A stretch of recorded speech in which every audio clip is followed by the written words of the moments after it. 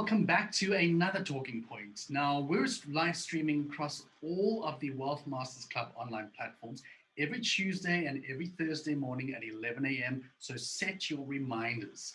Now, each video will be limited to only 10 minutes. We're going to ask each of our guests just 5 questions around a specific topic. So make sure you get your coffee, join us, and learn a little bit more about the various aspects involved with the Wealth Masters Club system. Now, we're lucky to have back in our studio this week from last week is Mr. Yanis Maria. Welcome back. Hey, Damien. Yeah, no, thanks for the invite. Great stuff. Now, Yanis, I'm going to jump right into it. We spoke a little bit last week about Section 12J and the smart loans.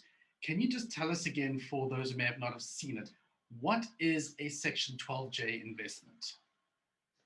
Okay, so the short answer is it's a investment that's 100% tax deductible.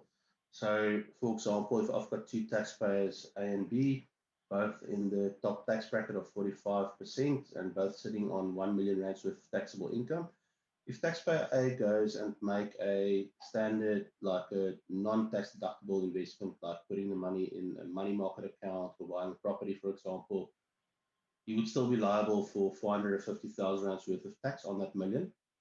If taxpayer B goes and makes a tax deductible investment, something like a Section 12J investment, he will get a 1 million rand reduction in his taxable income, reducing it to 0, so he won't be paying any tax on that 1 million rand. So he's essentially, through the vehicle that he chose, the investment vehicle that he chose, he's 450,000 rand better off than investor A. And then the second thing is the Section 12J fund takes the capital that it raises and invests it in the South African economy, and it's more specifically in the SME sector.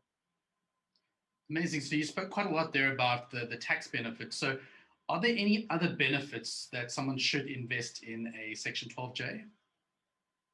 Yeah, I think it depends on the investor appetite. You obviously do get certain investors who prefer to go, say, like a call account or a money market account. They're happy to take the 3% that's on offer there pre-tax. So I mean that's like, I think 1.6 or 1.8% post-tax, which is obviously less than inflation. Yeah, it depends largely. I think you need also to be happy with the asset class that the capital and the asset classes that the capital is deployed to. For example, what we do, we focus mostly on hotel apartments, asset rental, security companies, so things with strong balance sheets. So the other upside that the investor would want is obviously dividends and or capital growth on his investment. Now, Johannes, in terms of Section 12J, what are the limitations of investing? Okay, so typically, the Companies Act would require you to make a minimum 1 million rand investment in something similar. What we've done slightly different from most other funds out there is to register the company as a public company. So we issue prospectuses from time to time. We've got one open now until 28 February. And during this prospectus window, the minimum investment drops from 1 million down to 100,000 rand. So that's the one limitation. In terms of other limitations, your tax deduction for an individual is limited to 2.5 million rand per annum. So you can invest 3 million if you want to, but you're only going to get a deduction on 2.5. For companies, it is 5 million. Amazing. Now, Johannes, obviously, we all think about SARS as the bad person because they just want to take our money. We don't often see what it's for. But SARS has introduced this Section 12J investment, and then SARS is giving us the tax benefit. In your humble opinion, why do you think SARS has introduced this to the South African economy? Yes, it's because they've taken a big picture view on this. Now, there are countries who have run a similar incentive in the past, and it's yielded very good results. Countries like Canada, the UK, and Australia have successfully implemented something similar in the past, and that's most likely where the idea came from SARS and Treasury's point of view as well. So they've basically taken big picture view or a long view, if I can call it that.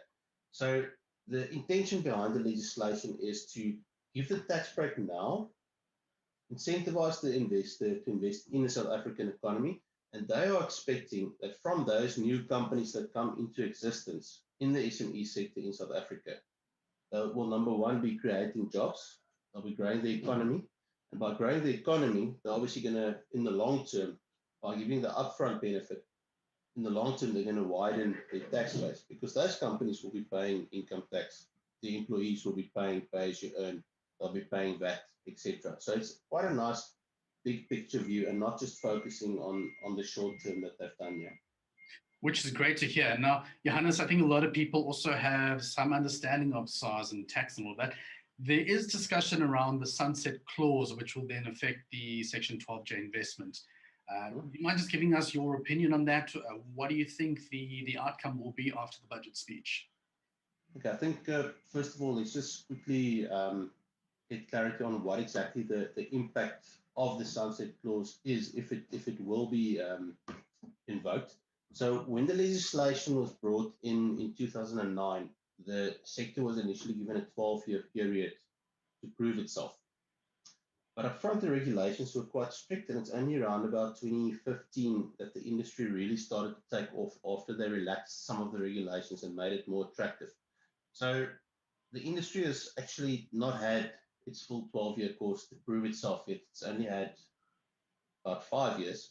So look, it's impossible to look to look into the future, but the feeling among other professionals in the industry is that they're expecting it to be extended for another 5 years.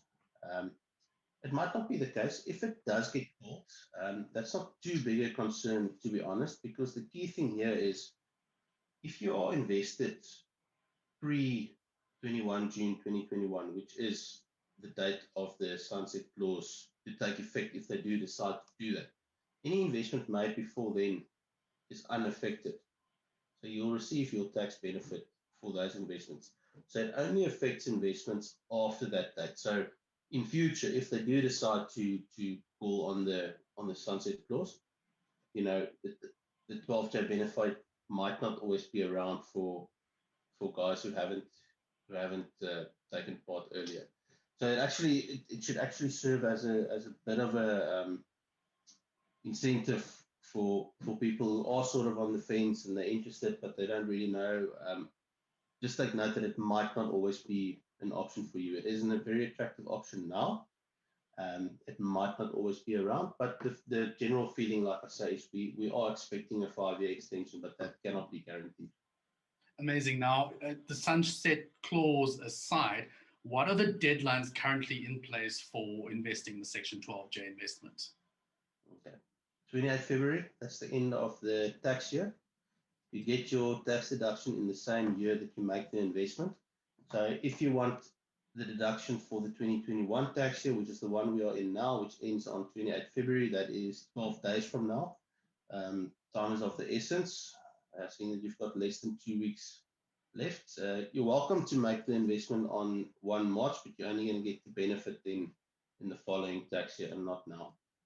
Fantastic. Johannes, thank you so much. We pretty much bang on 10 minutes into our chat already. For those of you who want more information, we're going to have the contact details on at the end of the screen over here, so you can get in touch. We're also going to have Johannes joining us for a free webinar at the end of the month. So if you want to get more information about that, visit our website, which is www.wealthmastersclub.com. And we'll give you all the information there for you to register for that free webinar, where Johannes will tell us a little bit more about Section 12J and investments and all the exciting things. But other than that, I'll see you every Tuesday and every Thursday at 11 o'clock. We'll be live streaming across all of our platforms. So I'll see you there.